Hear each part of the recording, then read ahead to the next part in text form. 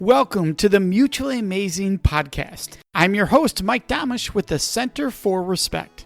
The episode you're about to listen to was recorded when this show used to be called the Respect Podcast, so you might hear that mentioned during this episode.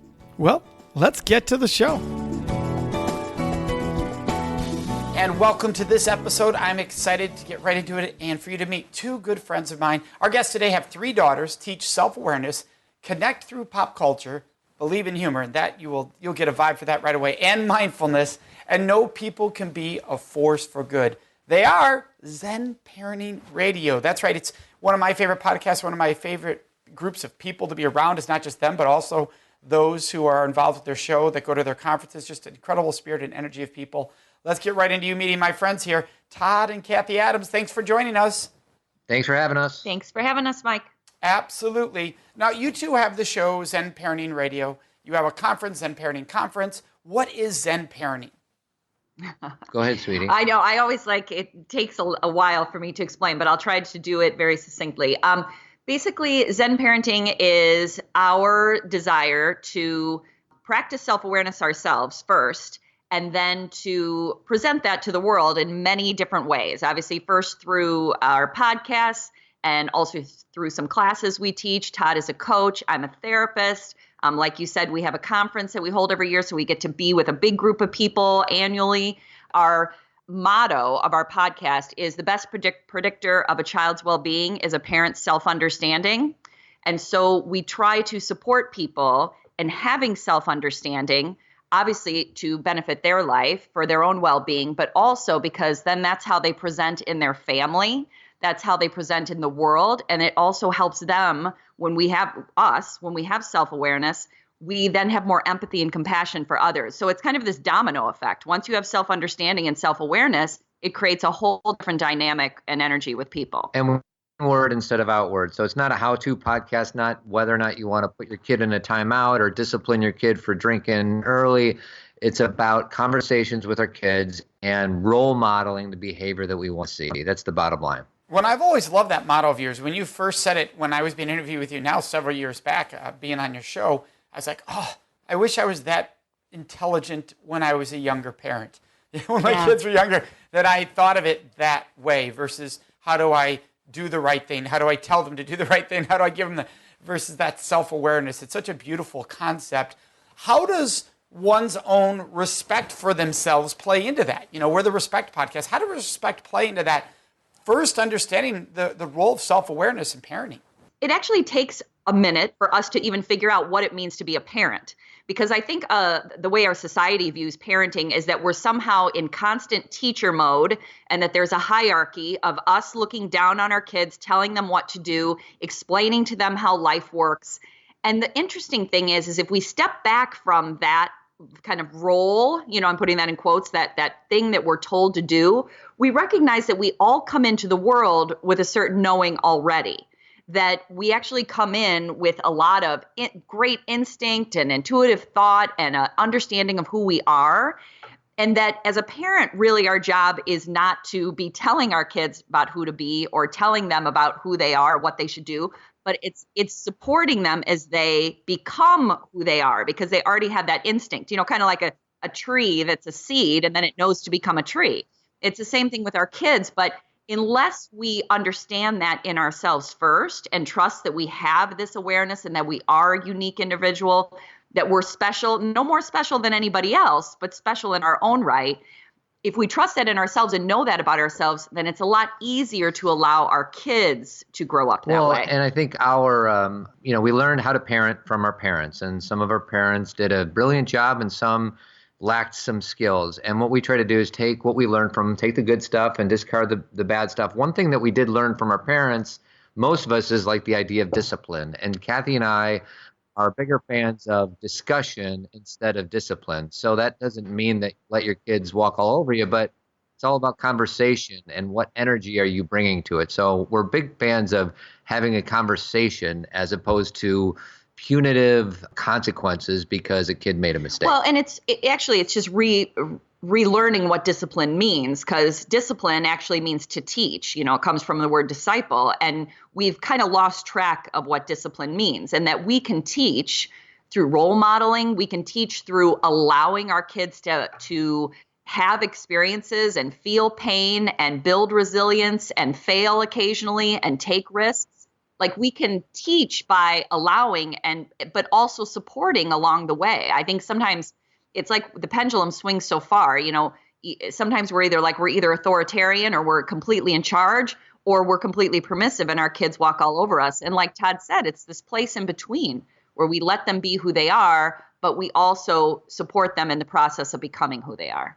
Can you give an example of, I can imagine a few people thinking, yeah, but if I'm just going to have a discussion, there's going to be certain children that know how to push boundaries or know how to have the discussion in a way that they're running the show, even though they appear to be agreeing with everything. Can you give us an example of a real life situation where you're having that discussion and parents are enforcing boundaries, where both can take place together? Absolutely. And I think they always do. And, it's sometimes just when Todd and I focus a lot on conversation and discussion, and one of our big, pillars is communication. But there's always boundaries set up around that. There's always expectations that, one example that I can give, because we talk about it a lot, is education, school, because there's a lot of pressure right now on kids around school. Our kids know, like Todd and our 3 daughters know, that school is an expectation. It's something that they need to show up for. It's something that they, in their best of their ability, they bring their best selves to. Now, if they're sick, then they don't. They stay home because that's where they are in that moment. But the expectation is, if they are well, they go to school. The expectation is that they do homework, and the expectation is that when there's a test, they study. That's our boundary. Now, how they do that, when they do that, that is a discussion, a negotiation, and a communication. There are some things that just are, and these are things that they've been raised on, things that they've heard since they were very little, and so it's been integrated. Education is important, but they also know that we understand that they're doing their best is very different than what grade they bring home. Well, and it's not a one-size-fits-all. Some kids like to study right when they get home from school. Other kids like to blow off some steam because they've spent the last 7 hours at school, and then they like to study after dinner. So it's really kind of meeting the kid where they are. But the other thing that we focus on is not necessarily the grades, but the process. And when I say the process, it means you show up for school, you get a good night's sleep, you do your homework, and whether or not you get a 60% on the test or a 95% on the test, as long as you did your best, then we're happy with it. Now, if they're failing out, then yeah, we probably need to look at some things and get the kids some more support. But we kind of have, I don't want to call it a hands-off approach, but it's a different approach. When Todd and I just had parent-teacher conferences in the last couple of weeks for 2 of our girls, and what we're always hoping to hear is, they're a good team leader, or they're good, on a team, like they're a good player, like they're good at listening. They respect authority. They have an understanding. They speak up for themselves. Like, how do they effectively work in a system like that? Because that's really what life is. Because once you get a job, nobody's giving you an A or a B or a C. It's how do you effectively work in a system? So you can see how all of that necessitates discussion and communication for our kids to understand. So I love the idea of setting this foundation for parents who are listening and thinking, hey, I already have a 13-year-old and I didn't think of discipline this way, and I realized maybe it would have been more helpful. How do you suddenly do that? Like, your daughters were raised in that environment. How do you suddenly shift and have the kids buy in? We hear that a lot, like, oh, if I only knew this or adopted this type of philosophy, my advice would be you want to lean into it. So if you make some significant shifts without any warning at all, like, oh, I'm going to start parenting this way instead of that way, the kid's probably going to be like, who are you and what have you done with my parents? So you do want to tend to lean into making some changes because if you turn the kid's world upside down in parenting philosophy, the kid's probably not going to buy into it. And what are those shifts? Maybe you've been talking and lecturing and teaching a lot, and so you start listening more. Maybe when they come home and they say something that you would originally have thought of that was disrespectful, you become curious about it and you ask a question like, why would you say that? Or what are you feeling? Or, maybe even apologizing if they really say, you hurt my feelings this morning, or I'm angry at you. I think the big shift that Todd is talking about is that you are seeing your child instead of as someone that you're like training or as someone that you have to constantly teach, you're starting to see them as an individual in their own right. And how do we have relationship with people, regardless of who their role is in our life? We listen, we respect, we honor, we respond with respect. And so it's just starting to develop a new kind of communication, and that shifts all the dynamics of the relationship. Well, one of my favorite quotes is one that I stole from my friend John Duffy. He wrote a book. I don't know, what's the name of his book? The Available Parent. The Available Parent. Parent from a place that when your kids are adults, are they going to want to come home for Thanksgiving dinner? And for me, that kind of cuts through all the BS of school and sports and first place versus second place. Like, it's about relationships. And that's what Cathy and I tend to focus on more is this relationship being taken care of? And is this kid going to want to come home for Thanksgiving dinner? Or when they think about me, are they thinking about just me kind of dropping the hammer and disciplining them left and right? Well, and what I'll add to that is what that looks like on a daily basis. Do you have your kids back?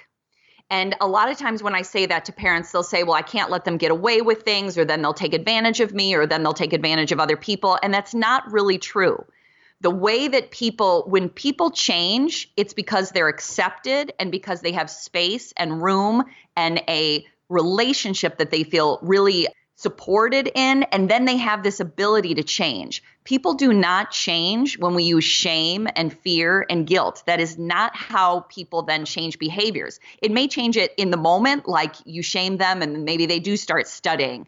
But in the long run, they didn't really learn anything. What they learned is to feel bad about themselves, and it also damages the relationship between you and them. And so, like to Todd's point about coming home at Thanksgiving, do they feel like you're someone who has their back? And you can have boundaries and expectations and also have your kids back. These are not, they are not like opposing things. You actually can do that together, but it takes practice, constant practice.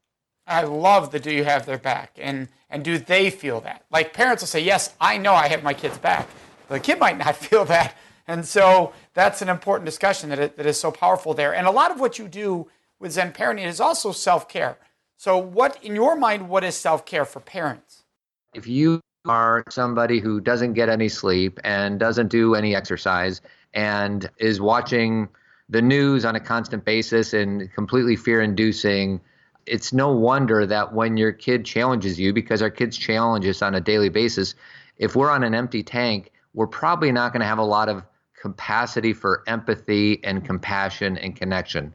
If your kids are 2, it means you're probably sleep deprived. But if your kids are 12, you could probably do something to make sure that you're filling your own tank, whether it be, self-care, meditation, exercise, sleeping. For me, it's just, if I'm annoyed going into a conversation and I'm tired and I'm exhausted, it's really tough for me to stay above the line, and it's very easy for me to drop below. So it's just about having as close to maybe a half or 3/4 of a tank versus being empty. Well, you can't be patient if you're feeling overwhelmed all the time. You can't have a conversation that is impactful. When I'm teaching this, I always talk about like a glass of water. If you are a glass of water and you want to give to other people, you have to keep your glass full, or like Todd said, at least half full. We're not perfect, because if you're already empty, you have nothing to give. There's no water to offer to the person next to you.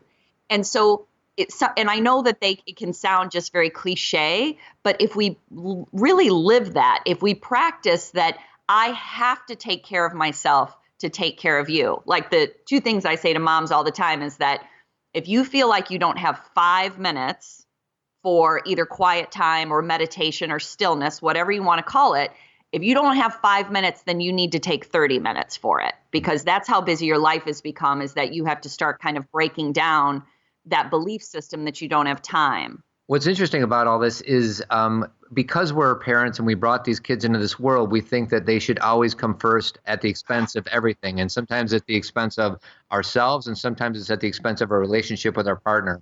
When I'm coaching guys, I try to tell them, take care of yourself first, and then invest in your relationship with your partner second, and your kids come third. And there's so many people that have blowback on me because they think that's upside down. But there's no way that you can give to your partner unless you're first giving to yourself. And there's no way that you're going to teach your daughters how to have a good husband or relationship if you're not role modeling what it means to be in a good relationship with your partner. So I kind of like to flip things upside down in that way.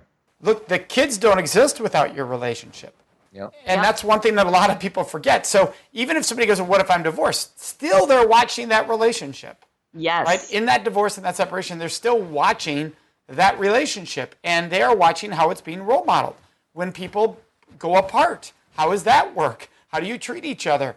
Also, I think a lot of times we know this about kids, especially like in divorce, they can feel the parents' anger or frustration with each other. They can blame themselves. Yes. Which is really unfair. So if I'm creating a better, healthy relationship with, if I'm divorced, if I have an ex, with that ex, there's less possibility my kids are blaming themselves for whatever tension could have been there otherwise. So yeah, I think that's really important that you brought that up, Todd. So I appreciate that. Thank you.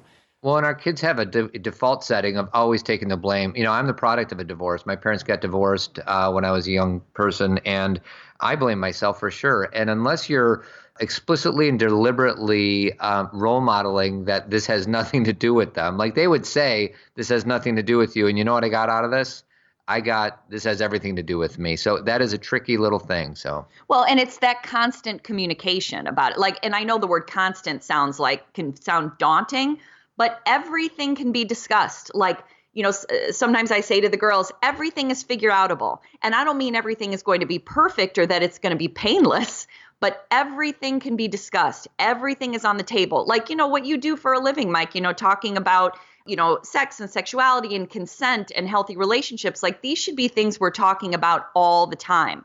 Yet we tend to focus on things that are more surfacey, you know, like getting the right grade or how much money are you going to make, or are you the captain of this? And those things can be beautiful too. But what's really going to help our children thrive is being able to talk about the difficult things and having people at home they can talk about that with. Like the reason that therapy works, like, you know, as a therapist, people will say, why does therapy even work? It's very magical in that way, just being able to express something. So having that communication between the parents, like you said, regardless of the status of their relationship, and then between parents and kids is essential.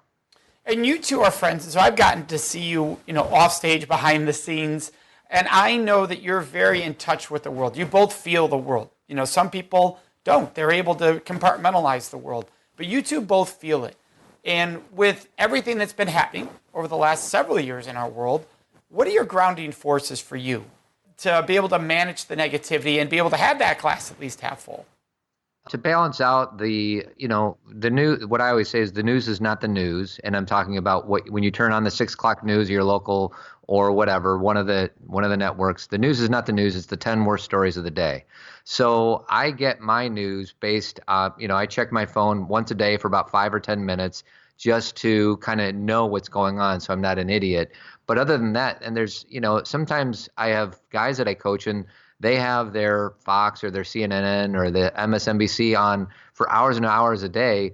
And it's no wonder that's going to impact your character. So there's so many, all you got to do is Google good news stories and you could find it, but it's not going to be on the 6 o'clock news. So you have to take one extra step and simply Google, you could, if you're on Facebook, you can find so many pages that are uplifting. So that doesn't mean it's just the good stuff and none of the bad stuff. Bad stuff is out. I agree with Todd. I actually curate my Instagram and my Facebook feed, so I see a lot of good things that are happening, and there's actually a lot of people making change every single day. And it doesn't even have to be grand change in their own homes, in their own communities, with their partner. And also, the truth of it is I cry a lot. I feel, like you said, I feel things that are happening. I struggle with it. But I have an emotional response to it that I think is appropriate. And I talk about it with Todd. I talk about it with professionals. I talk about it with friends. And what I try and use that energy, that anger or that fear is to do, what can we do? What can I do today to make an impact? How can I be kinder to myself first, to Todd, to my children, to people at the school, to my clients? How can I turn this experience that we're all having in the world right now into something meaningful rather than taking it in and then projecting it out like blame? And then just the basic things. Both Todd and I need to move every day. I do yoga. He does yoga and plays basketball. I meditate. I write in a journal every single morning. I really do, the whole mindfulness thing. I mind my mind. Well, and it's a muscle you have to flex. Like you can't just decide once a month, okay, I'm going to focus on the good, or I'm going to work out once a month. This is just like anything else. If you want to see results, you have to build it into your day-to-day habits. It doesn't mean you miss a day here or miss a day there, but compassion, empathy, self-understanding, it's a muscle that you have to practice. You can't just pick and choose the moments. You got to do your best to build it into your daily practice. Well, and I love that you brought up, Cathy, that, I cry. I think so often nowadays when people are feeling all this stress, they're actually turning to numbing activities instead of acknowledgement activities. To cry is to acknowledge the pain and to say that this is okay, that I'm feeling this because I'm human, right? So it's okay to own these emotions. As long as, like you said, there's a healthy level of reaction, right? There can be unhealthy, right? If somebody is out of control, sobbing, and that's controlling their day, that's controlling their ability to operate as a human being, that's a different discussion. But to say that it's okay to cry about this thing, this item, this news, this whatever's happening, is healthy, because then I'm actually not running from it. I'm not numbing, which is what people often do. And I also love that you brought up, hey, and whether it's I speak to someone professionally, because I think a lot of times people think, oh, well, you're a therapist, you're a counselor. You don't need a therapist or a counselor. But what I find is my friends that are therapists and counselors all use therapists and counselors, because you bet that's respecting the understanding the role it plays in your life. Why would you expect people to come to you if you think you're so perfect you don't need to come down to anyone else? Well, and I teach at a few universities here around Chicago, and my students are social work students, and that's always the first thing I tell them is if you are going to teach wellness and talk to people about wellness, and you will be honored by hearing other people's stories, you have to make sure you are taking care of yourself and using your own professionals in whatever way that shows up. It can be, it can be coaching, it can be a therapist, or supervision, but you have to be what you are asking other people to be.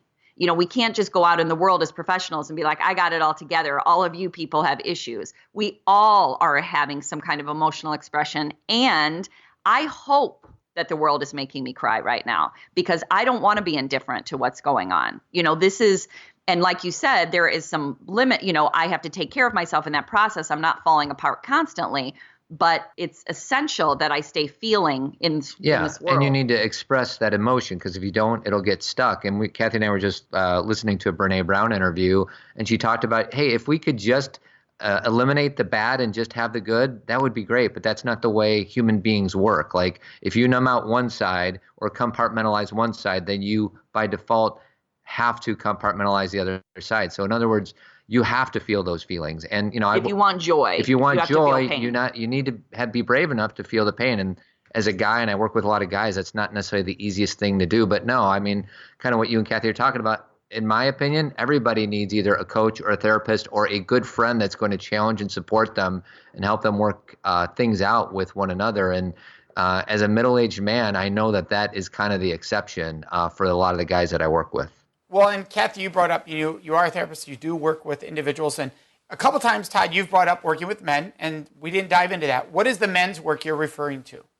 I am a life coach for men. I coach them in relationships with their spouses, with their kids. I came back from a golf weekend. Cathy asked me how it was. I said, great. She said, how are the guys? And I spent 3 days with these men, and none of us knew anything was going on in each other's lives other than our golf swing, our fantasy football, and how many beers we drank. And I decided I wanted to change that and have authentic conversations with other men. And I started that about 7 or 8 years ago. And it's something that it's one of my missions, is to kind of heal the masculine energy out there, because there's a lot of negative masculine energy out there. And there's a lot of wonderful, beautiful, vulnerable masculine energy out there. And I'm just trying to cultivate some of the latter.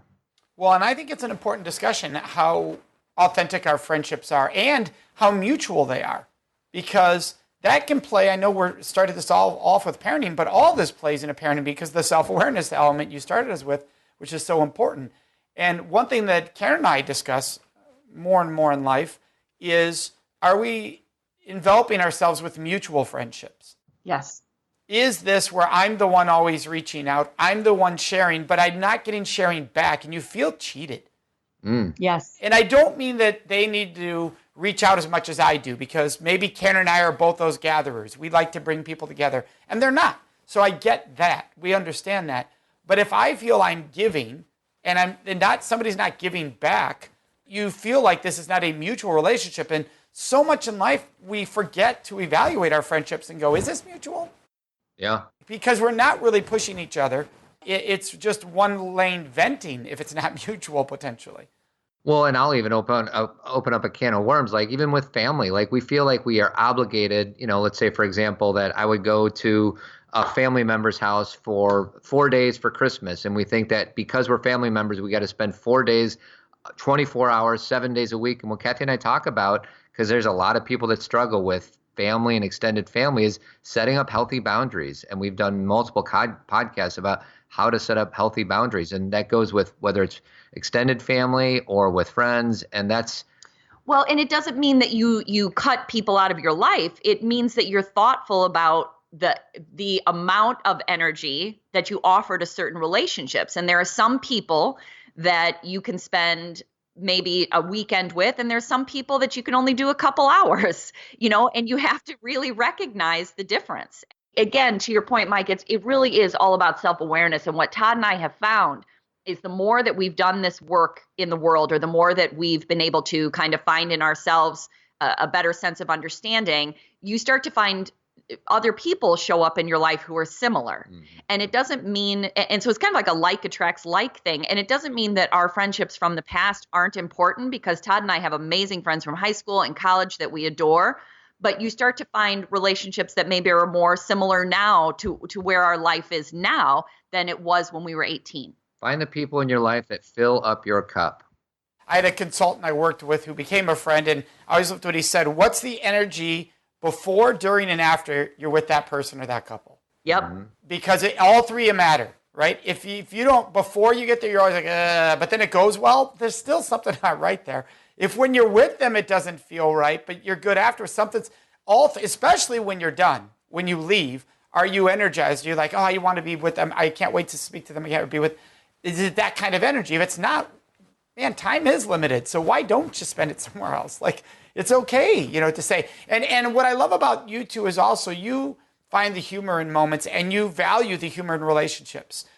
For you, why is humor so important? Well, I think that is how Todd and I connected initially. Is we met at the kind of tail end of our college experience, and we had a very similar sense of humor, and we both also we related to the world through movies and pop culture and quotes and lyrics, and we just kind of always used them in conversation. And it was kind of fun because my friends knew that about me, but they weren't always like that. But then I met Todd, and that's how we would talk, and we still do. We talk in movie quotes a lot around this house.